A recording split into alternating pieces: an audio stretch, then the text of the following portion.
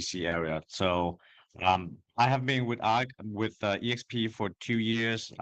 This end of September here will be my second year with the area. So EXP, and I have been thanks God, EXP for I'm hitting years, Icon the second time this year as well. So this is my first time doing a second year with the area. So EXP, and I have been with thanks God, EXP for I'm hitting years, Icon the second time this year as well. So this is my first time doing a second year with the area. So EXP, and I have been with thanks God, EXP for I'm hitting years, Icon the second time this year as well. So this is my first time doing a second with We experienced some audio issues right now. So sorry about that, Tyler. It seemed like we were having some looping audio issues here in EXP World.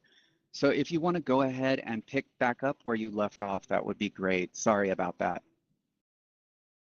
Okay. All right. So I would like to understand, am I the only person asking questions to the panelists and then ask for contributions, or how does this work? There's a lot of agents out there that don't have deep pockets, for lack of a better word. And so oftentimes, and I mean, even when we do have deep pockets, let's face the facts, we are looking for ways as agents that we can implement new strategies into our business that aren't necessarily going to break the bank. And so what I want to know from all of you icons on the stage today is, what is it that you would suggest to new and seasoned agents that they can implement today, or maybe Monday or whenever, that wouldn't really, cost them something necessarily right out of the bucket with them? And then that's where I picked up a lot of business for myself and my team. Nice. Yeah. And Allie, what about you? Yeah, so I'm Allie Garced. I am out in Tucson, Arizona, where I got my license 4 years after I moved to Tucson. Extremely lean business, and I mean lean financially, right? Like, I wasn't paying for any Zillow ads. I wasn't paying for any paid advertisement. The only time I would pay for something was mailers if I had a listing. So 94% of my business has come from social media. And I know that is such like a phrase that's turned like everyone's talking about social media, but what does that actually mean, right? And I had focused mainly on Instagram, one, because that was my favorite. So that the friction wasn't there. I didn't wake up dreading cold calling. I tried that for a week. No, thank you. I didn't wake up and just dread for 2 years. First year that I was an agent, it was still active duty Air Force. And I just wrapped up my second year. It was my first full year of doing this full time. And I'm proud to say that after I've tracked just the leading indicators, how many conversations do I have every single day? How many appointments does that end up making every single day?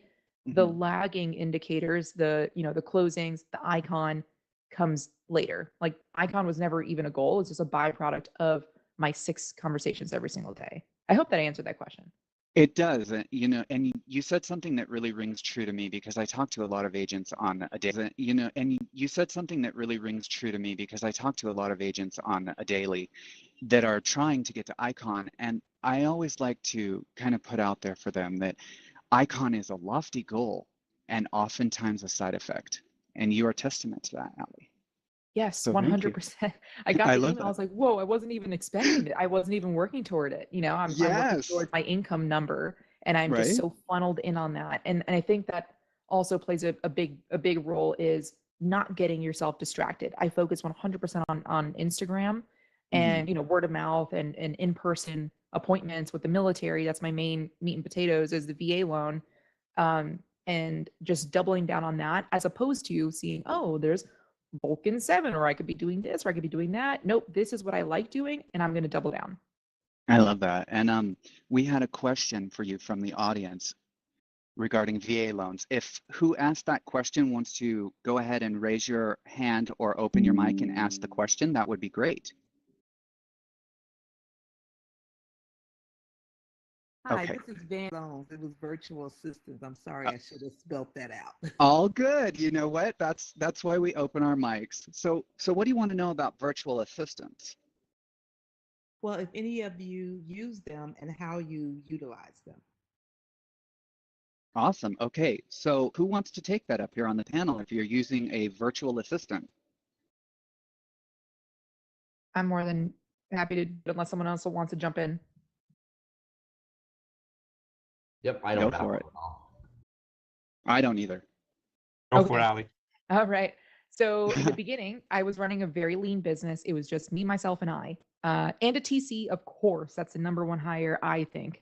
Always a TC. I only ever did one transaction without it. I said never again. I spent 1 hour looking for the paperwork. No, not not for me. I could have been getting more clients. So gradually, the next thing, because I was focused on social media, that can be such a time suck, as I'm sure a lot of you know. So my second assistant was an editor, because that skill, editing a video, is a whole career field in and of its own. Anytime I'm stepping into something where there's another professional that I can pay for that, I will gladly do that. And of course, I start off cheap. I'm not hiring somebody full time, as soon as I feel comfortable. Um, I always hire per hour or per task. Per task is best. Yeah, So I agree. yeah. So I was hiring someone. I had been focused mainly on shorts, which now my strategy has changed, and I am moving from Instagram to YouTube, and focusing on long videos. And so I found someone just word of mouth from other agents that I was looking at their videos, and I was like, you know what? I like their editing style. I wonder how Mhm. much it is. So started the conversation. I hired someone that I was paying about $20 and a video for a short, 15 to $20 for a short, and about 120 to 150 per long video. Which since then that's changed. I've gone to vidchops.com. I found this VA on onlinejobs.ph. So those are virtual assistants out in the Philippines. And so I gave them my login. I gave them a test run for a week. We'll see how we do. And every month now, we've been working together for the last couple of months. I am liking it. And it again saves me so much time. Then my third assistant, VA, was more of a personal assistant. So I can actually give you my entire, like, what do you call it, roles and duties and descriptions, stuff, whatever that Yeah, whatever that form is. I have everything lined out as far as what I don't like doing, that I don't have time to do, or say I don't have time to do, but I don't prioritize. I'm more than happy to share that with you all. oh, That'd that'd be be awesome. fantastic. So circling back to things that people can use, for free or for little money in their business, Derek, what would you suggest to the viewers today? I mean, so we built our team. I built the team from being on the phone and calling people, whether it's physicals, whether it's expireds, just get on the phone and, have an awesome follow-up system. And I specifically went for listings because I know when you get listings, the buyers just come. So when I was 4 months, the buyers just came. So when I would say get on the phone and just have an awesome follow-up system for sale by owners, for Hmm. expireds. And the other thing that's really helped out is get involved with some kind of organization, whether you're in the military or whether you're, with the Right. DA or whether you're with, any organization that's out there, just get involved, show your passions, and don't even talk real estate. Just go there, do your thing, Right. and they'll ask you, and somehow the business comes up, and that's awesome. Yeah, I mean, like, I know a lot of agents, and I suggest the same thing, get on the phone, have your follow-up plan, have a game plan to that. Of course, check your local do not call list and all that good stuff, your local and state laws, because the most restrictive restriction restricts. Remember that, okay? Because you're going to have your local state laws, and then you're going to have your county laws too. So for anyone listening to this, you better check with your board association before you start getting on the phone. Just saying. But I agree with you, Derek, getting on the phone, introducing yourself, and not talking about just real estate, just market prices. You want to talk about yourself. And this also goes into social media and how you present yourself on social media, because everything about you is your brand. Now, I want to, kind of dive into branding with you, Tyler, and find out what you're doing for branding right now. Empower your brand and set yourself aside from other agents that are in the market, because we are very saturated with other agents and there is a lot of competition right now. So being that you have all hit Icon, this has been a tremendous achievement. Like Ali said, she hit it without knowing, and it can sometimes be a side effect achievement that you never knew you were going to get. What can you suggest to the people in the audience? All of you up here on the stage, and I want you to go first, Tyler. What do you do to brand yourself that's going to set you out and make you stand out? Because branding is the number one and most important thing, I think, in this industry. Right. So I have not invested much in branding, but I think the key is to get your name out there. Branding, your brand is you, right? So in this business, people come and do business because they know of you, they trust you, and people talk about you. That's how I get my business. And when I get business like that, it's pretty easy. Mm-hmm. I get myself involved with different associations, just like Derek mentioned. I was on the board of the Vietnamese community Chamber of Commerce. I was vice president of the Golf Association locally here. We had about 150 members. So I was belonging to different communities and different organizations. Um, get my name out there, make contact, get connected with these people, the people who are actively doing things in the community. So that's my chance of getting to know more of their network and getting my name out there. Nice. And so when you're there to put yourself apart, like you'll see a lot of people put like banners around a photo and it'll have the name of their brokerage, and all of that is great. But I think you've got something special. You want to tell us about it? Yeah, I would love to. I completely agree with what Tyler said. Branding is you. A lot of people will overthink this. Oh, branding is a color. Branding is a Mm-hmm. logo. Branding is, insert other thing that doesn't matter. Branding is you. It's your personality. It's the perfect way for you to attract a client that wants to work with you, where you don't have to feel like you're competing against other agents, because there are clients for everyone. There are realtors for everyone. So I being that I was super heavy on social media and that I was military when I first got licensed, that was my entire sphere. We're military, which is a great sphere to have when you're a realtor. I don't dress up. I always wear like a backwards hat. I am truly myself. Right I on. don't, yeah, I don't like dressing up. I've always hated it. So my brand is the I don't know, like chill, I guess, millennial. Right Um, on. but the more that of my personality that I can showcase online through video, because you can't really showcase personality on a photo. The Yeah. more my personality I can showcase, the more people will self-select. They'll either say yes, I want to work with her, or no. And the no's, I'm not worried about it, because there's so much business to go around. There's so much business to go around. 100% agree with you on that. Like Yeah. literally the competition, if Ali, if everybody thought like you, I swear the world would be a better place. I love that. I'm Yeah. also I'm also a very chill person, so I vibe with you on that. How Yeah. about you, Derek? But I think the biggest thing on your brand, I mean, obviously, if we're talking about brand, when I initially got going, I did a lot of radio, a lot of Facebook ads, a lot of social media ads. And once the brand is built, like I haven't done radio for like 3, 4 years, and people are like, yeah, I hear you on the radio. So like people know who you are now. The biggest thing that I feel you can get your best brand is get as many listings as you can. Because if they see you on social and then they hear you, or see you do whatever, is you got all these little mini billboards out there. We actively carry about 25 to 40 listings any given time. Mm-hmm. And we get buyers constantly from that. So getting as many listings as you possibly can is a huge piece and is a must on your side.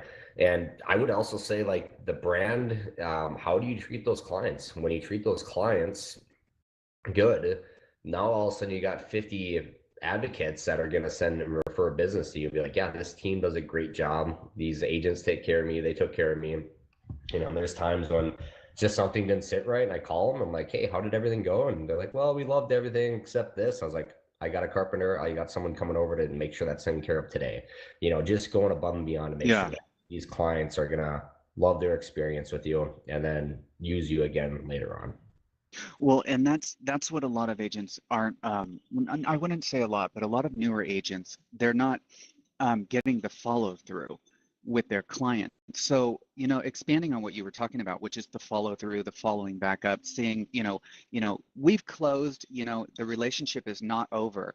How do you all build on that? How do you keep track of your clients once you've closed out, once you've ended a sale? A lot of agents are thinking, okay, the relationship is over.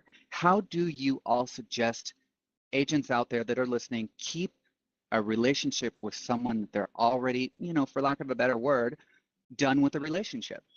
Yep. And by the way, like it's one of the hardest ones to do. It is. Before COVID, we used to have 3 client parties. You know, we would rent the trampoline park and bring people over and have food, and then we would have something like a go-karting and, and have food and just basically keep them involved and make them feel appreciated of. Since COVID's hit, we kind of dialed back on, we just haven't redone it, I guess, and that was a while ago. But really, the big ones we look at is, just adding them as a Facebook friend, and they see you out there. So it's just kind of a reminder of like, hey, if this person's doing business when you sell a home or whatever, like, and also if you call them and touch and base with them, it doesn't really take that much. But if you take care of them and they really appreciate it, and you're still kind of touching them somehow, whether it's a mailer, whether it's an event, whether it's a Facebook post you made, they're going to reach back out to you. And and we can definitely expand on getting better at it, but I'd probably say if you do those 3 things, you're going to be just fine. Absolutely. What about you, Tyler? What do you do to keep the relationship with your clients after the relationship's over? So the 2 things that that we usually do, that I teach the agents on the team to do is basically, have a reason to call them or text them and follow up on, on those past clients. Ask about their family, or maybe, just jot down the anniversary date for the time they purchased or settled their home, and use that reason to kind of reach out, annually, just to say, happy anniversary on the purchase of your home, and just have a reason to start a conversation, right? And one of the things that we do is that we bought this service is called Keeping Current Matters. Oh, Um, okay. and we use the material in there and just kind of insert our contact, and we teach our agents on how to use it. It's pretty easy to use. All the templates are there, so you can go in there, just kind of insert your information and just send it out to your client. And that's one of the way for them to kind of hear from you, to receive something from you. And Facebook, Nice. like Derek said, Facebook is my main platform to get connected with people. I have about 5,000 plus people on Facebook in my friend list, and I think over 3,000 of them are local people. Wow. And that's Yeah. pretty amazing. How about you, Allie? I also utilize Facebook for this super, super well, because it's one thing to continue doing the outbound research, or the outbound contacts, and it's another thing for them to see you and whatever you're doing, because sometimes they'll reach out to you.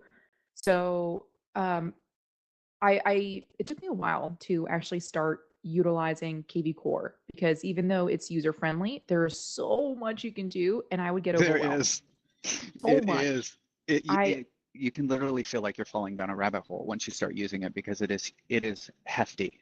Yes, and I think even now I probably only utilize maybe 10. So I definitely started the KV Core task. Every single time I input someone into my KV Core, I add 5 tasks, and one is a life update, one is a ask for business or ask for referral if they're an agent, one is an ask for talent, in case they know of anyone looking to switch brokerages. One is a side hustle because I also have some Airbnbs, and you never know if they know somebody, coming out to Tucson and needs a place to stay. And the other one is meet in person, or reach out. Hey, what conferences are you going to this year? Am I going to see you there? A way to meet. So I assign those 5 tasks for every single person that is in my KV core. And after I do a transaction with them, when they're a client, I continue whenever that task comes up.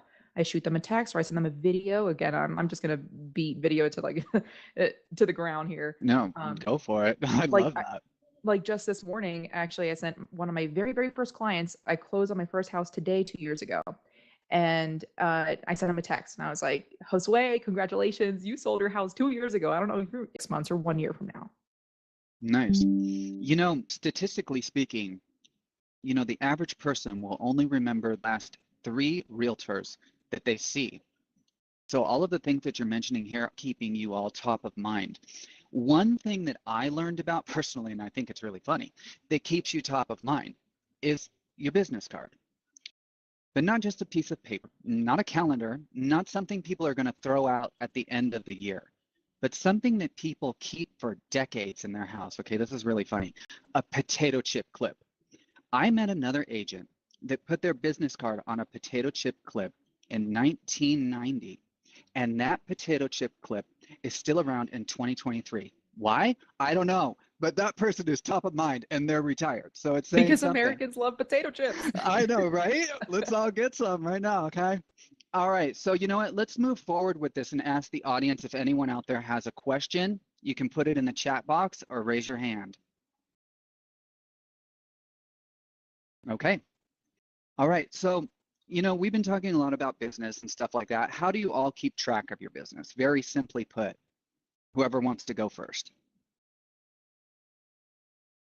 I could take it. Cool. I have 2 Excel sheets that I use, and one that I have open every single day is my conversation tracker. And I read the book Traction, which I highly recommend, when I first got licensed. And my biggest takeaway from that book was everyone should have a number. If you're on a team or if you are leading a team, everyone should know their number. My number is 6. I needed to have 6 conversations every single day in order to make the income goal that I was looking for. So knowing that, I have it on the, I can more than happy to share my tracker as well. It's like a Google Drive, Excel, or whatever. So every single day I have it open right next to my KV core. I make my 6. So it's contact attempts, it's conversations made, and it's appointments set. That's all I really care of tracking, again, because those are the leading indicators, what I can control. And the other tracker that I use to track my business is an hourly with a buyer, and one was per hour working with a seller. And I actually found that I make the most money per hour working with a buyer. Sellers work. Wow. Okay. Yep. I love that because I had a little conversation a couple of years ago with a girl who said buyer's agents don't make any money. And I want you to expound on that and tell us why they do. Okay. I think it all starts with the client expectations in the beginning.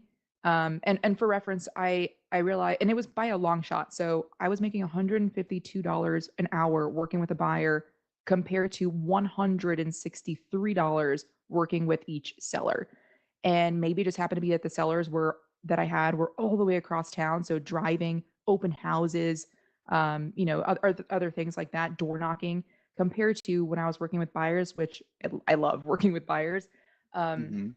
I set the conversation up front, and I tell them, hey, this is exactly the market that we're in. We cannot dwindle. We cannot just kind of waste time. We need to know as soon as a property comes on the market, if it's a yes or a no. And so that is what helped a lot. And I tell them too, like, after we go through all of your criteria, you'll actually find that there are only between 5 to 7 homes that actually meet all of your criteria.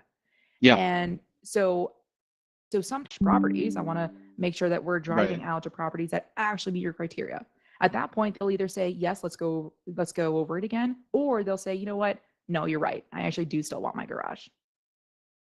Yeah. Do you ever do you ever get those clients that keep expanding on their list of wants? Yeah, and at that point, like, okay, let Funny. What about you, Derek and Tyler? I mean, which do you prefer? You know, where do you find your, you know, niche? I Listing or so buying? listing. I would tell Allie you got to leverage. I mean I don't spend more than 3 hours with a listing. So when I go in there, I mean it's prospecting is probably a good time of it, and then I go in there, sign the contract. After I sign the contract, I bring it back and you hand it off to your assistant, and they'll take the photos, they'll put the sign in the yards, have different agents do open houses, and I mean they take care of everything. I mean I never spent more than 3 hours, and our average commission is over 9 grand. I definitely think leverage, you can make a lot more per hour on listing. Buyers are fun. They're a lot more fun. But when you get in multiple offer situations, or you get people who are entry level and they are FHA, they're, if you get in a multiple offer situation, buyers are not fun.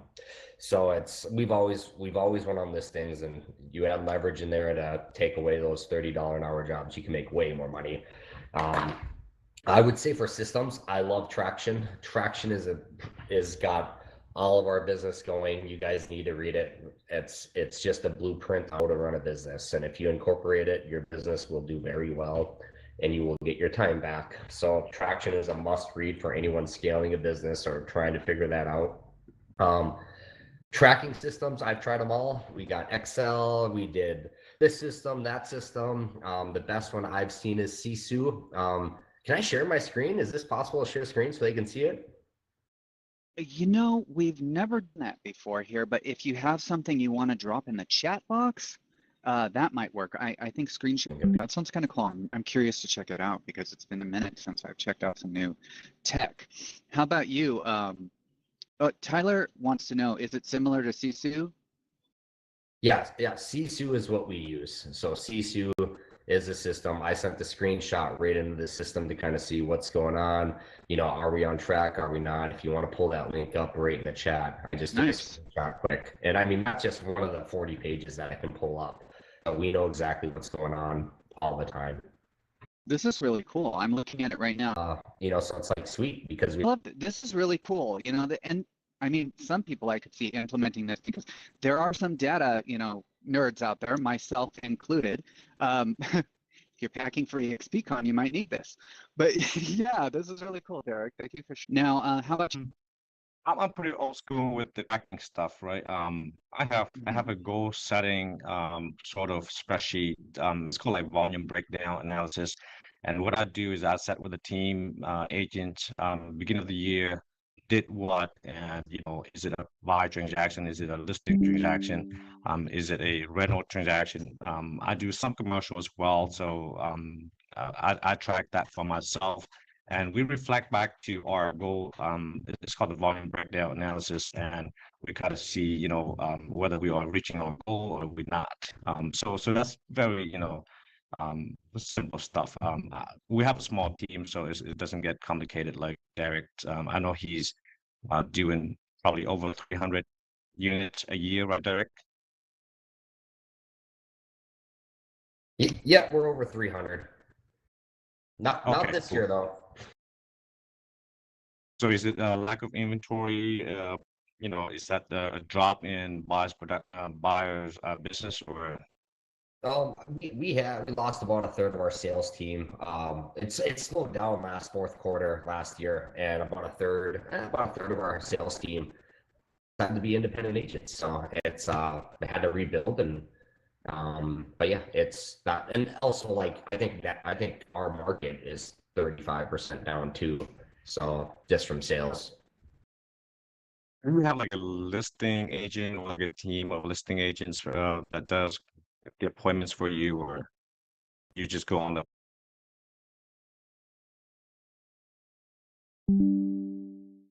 Derek? Oh man, I am all in on what are the blockers? The blockers on it. I mean, so my attention's been on the other businesses, which is flips and new construction. and my attention's just not fully there. But at the end of the day, what we need is people overcomplicate this. And this is a very easy business. And listings turn into leads, or leads turn into listings, listings turn into buyers. And then when you get bigger, you get leverage. And I came to the conclusion, the more listings you get, the more buyers you get, and you get more drip business from those listings. And you can build a very scalable business very quickly when you have a lot of listings coming in, because people reach out to you and they want to do deals with you because you got all the listings and all the pocket listings and all the investor listings, and business has just been falling on our lap because we have all those inside tracks. I kind of relate your business to operating from a standpoint of a slow boil. Would you say that's correct? As a what? A slow what? A slow boil. Yeah, buyers, it's just not scalable. I mean, you can go out and spend as much money as you want on Zillow, Realtor.com, and I mean, you can go drop 20, 30, 50, $100,000, and I mean, the market shifts, and then all of a sudden you got all these buyers with no inventory that you can't really do anything with. And it's, and then all of a sudden your financials are on whiplash and you're kind of riding that wave. It's fun when you ride it up, but it's not fun when you're locked into a 6-month contract and you got to pay $50,000 a month, and you can't win any offers. And I came to the conclusion, like, we're going to put all our time, money, and efforts into getting listings. And from that, they're harder to get. They're not fun, but that's where a lot of our marketing goes to. And when we get listings, the buyers just show up on our lap, and it's scalable. And anyone that's had a large team, it sucks when you have a team and agents leave, which happens to anyone who's had a team, and they take their network with them. So, but when you have a listing, they're not taking that listing with them. There you go. How about you, Allie? Any blockers that you feel are limiting your success right now? And I touched on this a little bit before. I wasn't always the most comfortable on video, and still now, I'm not. I think everyone, no matter like at what level of success or where you fall on the spectrum, people are always going to have limiting beliefs of some sort. It's recognizing 100. that. Yeah, you just have to recognize that and push through it. Like I don't know what the quote is, but pretty much what you're procrastinating is what you need to be doing. And the amount of time that you're like worrying and procrastinating and pushing off something important just makes it so much worse when you could have just done the action that needed to be done. Yep. So I would say my spec limiting beliefs. I mean, we never know what the market's going to do. So there's always kind of that in the background, like, oh, this is, I left. The vibe I was getting, and I'm loving your vibe right now.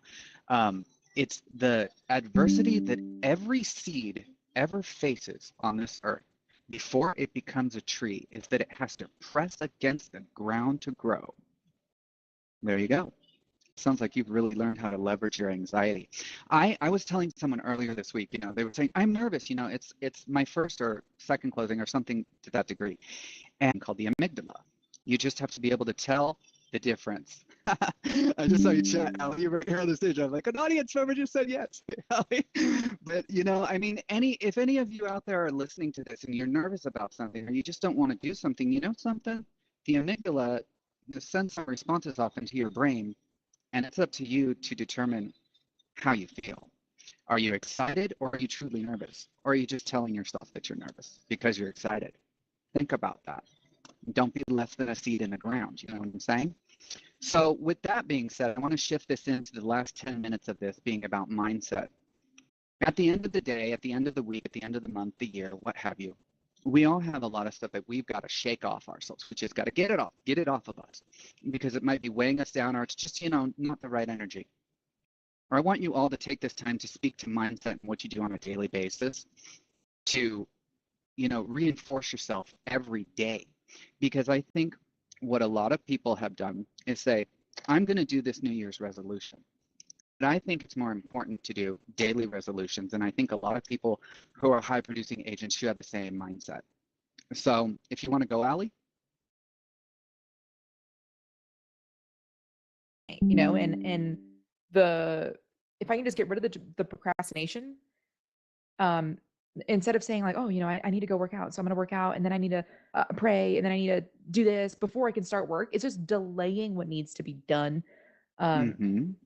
So I wake up and I just work, but I will be the first one to say I am a workaholic. For example, this morning I had insomnia at 1:55 a.m. I'm like, you know what? I know that I can't go back to sleep. Let me just start working. So yeah, Oh, there's I that. totally get you. I totally get you. It's kind of, well, like you mentioned the procrastinating, things getting in the way, and you mentioned insomnia. It's kind of like sleep hygiene. Some people go through like 400,000 things before they go. Thoughts going to positive mindset, positive actions, positive results. And it's so true. And me coming from the military too, as military doesn't have the most positive mindset out there. and you know, you got to watch that. And, you know, all the way, you know, that you're all, you know, you are the closest who you are with your top five, you know, and if you're hanging out with a beer drinking buddies back in high school, you know, that's what you're going to do. And you got to watch who you're surrounding yourself with. And but I will say the mindset is, you know, like I go to, people get scared in real estate, you know, like, oh, what about this, what about commissions, what about that? And you know, when I look at life and I'm like, you know, my mindset is I don't want to be on my deathbed with regrets. And I'm like, I'm going all in, I'm on this, I'm going to give everything I got to, you know, anyone I work with and my family, and I'm going all in to make sure that I'm living the fullest life possible. And that's how Yeah, I live every day. 100%. I love that. How about you, Tyler? So for me, waking up every morning, having a positive mindset, you know, good energy is key. I have two little kids, so even though I have to go to sleep very late the night before, I still have to wake up at the same time. So sometimes your body and your mind doesn't, it's just not the same every day, right? So for me, do what it takes to kind of, you know, set the mood for the day is important. So sometimes I would do meditation. Sometimes I will do some light exercise. Maybe drink a cup of, you know, lemon fruit chat where we check on everybody, see how everyone is doing. And I do pray in the morning, every morning as well, just to make sure that um, uh, I pray for a good day ahead. Pray for the people I love. Pray for, you know, things that we do. So that's just me. Center and bringing it to your health, like Derek mentioned, getting rid of energy vampires. And, you know, Tyler, you mentioned praying, and Ali, you mentioned, you know, like just getting straight to work, getting rid of the blockers. Those are all really important things for all of you out there to start implementing into your day if you haven't already. And remember, nothing is strict and nothing is rigid. For me, I head straight to my Keurig and I get a cup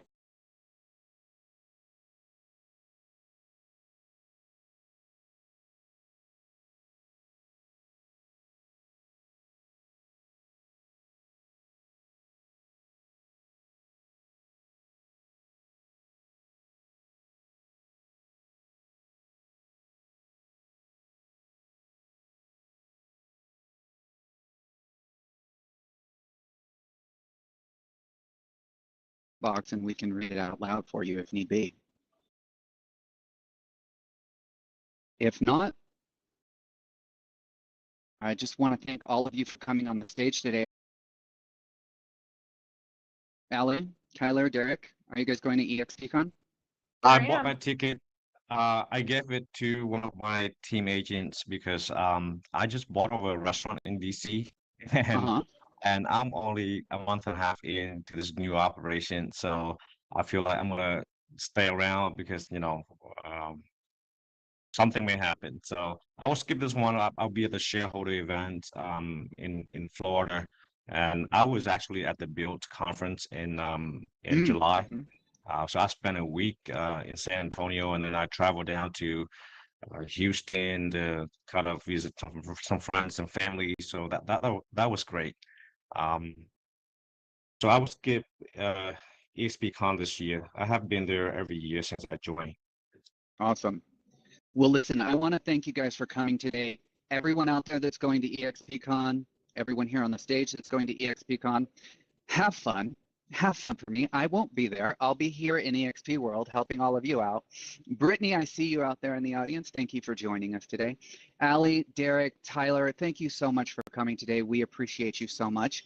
If you are watching this on YouTube, go ahead and smash that like button.